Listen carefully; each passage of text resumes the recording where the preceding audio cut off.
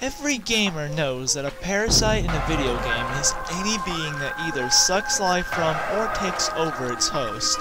This is a truly disturbing concept that is rather popular in video games today. The reason why is because they install a fear factor that few other types of creatures can. They're scary. For that single fact, they get to be the subject of my first Halloween countdown. That and how I've never seen anybody do a countdown on them. Enjoy.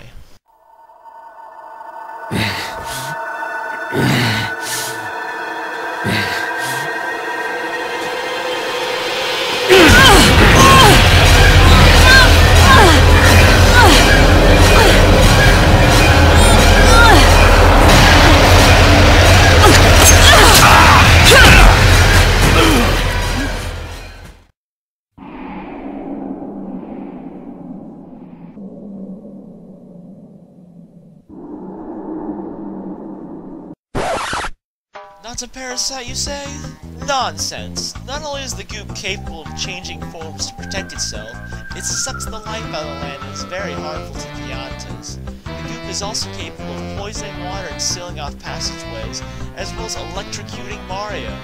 The only positive aspect of the goop that I can think of is the fact that it can be used as sort of a fast travel system by Mario. Another thing that's cool about the goop is that it does have sort of a real-life counterpart. Paint! Don't look at me like that. I'm pretty sure dumping a bunch of paint on some plants would do something bad to them. It'd at least take off Captain Planet.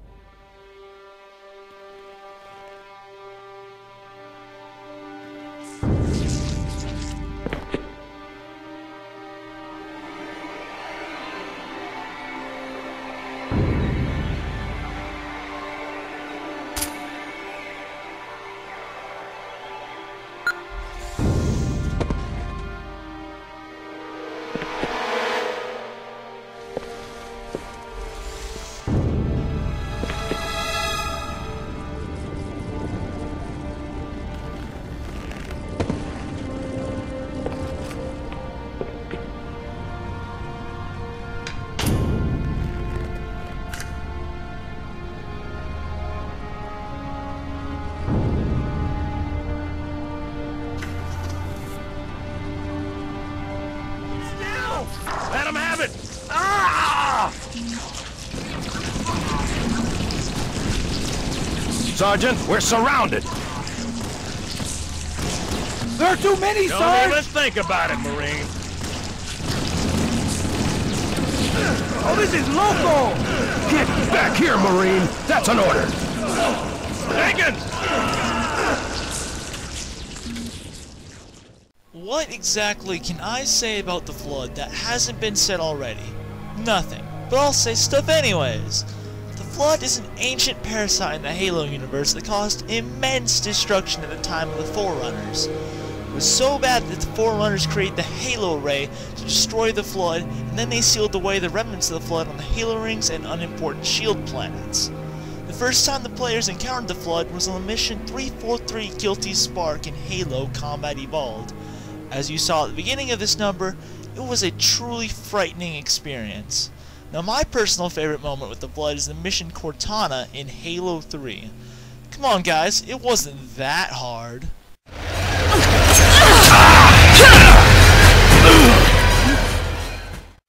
Whoa, head crab! I swear, the amount of times I've been startled by head crabs in the first Half-Life game and its spin-offs is pathetic. Sure, they do practically no damage, but what they do to people is downright scary. After attaching to the head of a host, the head crab latches onto the brain of the host and then controls the host's actions. While this is kinda cliche, the head crab has one thing special about its hosts. They're still conscious. If you listen closely to the screams of the head crab zombies, you can hear, God, help me! Truly creepy, isn't it?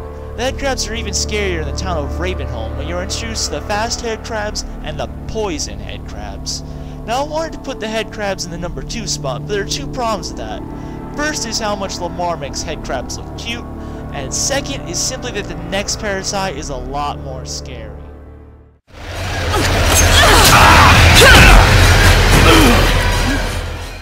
Nintendo is often thought today as the family-friendly company that created the ever-so-popular Wii. But Nintendo wasn't always so clean. Remember the X-Parasite? In the beginning of the game Metroid Fusion, the legendary bounty hunter Samus Aran encounters a parasite on an alien planet and is infected. All seems lost until Federation doctors give Samus the Metroid vaccine. A vaccine that was taken from the DNA of the baby Metroid. Samus was lucky. With her new suit, she was able to absorb the X-Parasite to heal herself. Because she's become part Metroid. Oh, the irony. But the X-Parasite wasn't finished with Samus. The parasite decided to create clones of Samus called the SAX. The SAX was far stronger than Samus, and had access to the Ice Beam, Samus's new weakness. The X are scary considering that they're practically invincible to everything but one thing. Metroids.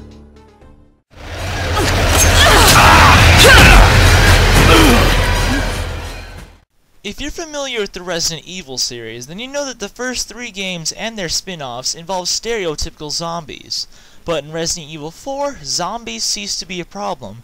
What you now have to worry about is the Las Plagas. Now the parasite known as the Las Plagas can take many forms and is very resilient to medical treatment. The latter fact is terrible considering the beginning of the game, Leon, the main character, is infected with the parasite. This means that the entirety of Resident Evil 4 is one race to finish the mission of rescuing Ashley, who is also infected with the parasite, before it can take control of them both.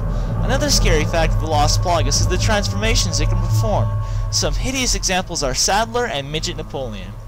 But by far the scariest of all the forms of Las Plagas are the Regenerators. The Regenerators are pretty much invincible and can do massive damage to Leon. The Las Plagas is scary, resilient, iconic, and effective. In my opinion, it is the greatest video game parasite of all time. Well, that pretty much wraps this up. If you like what you saw here, then please subscribe.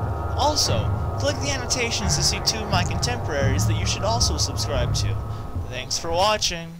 Time for you to sleep.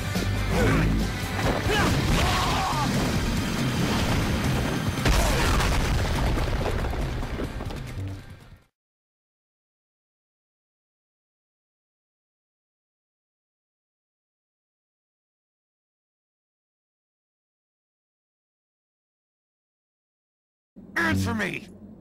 It's impossible. Impossible? What do you mean? It's too terrible. It alone would jack up the age rating of this game even further.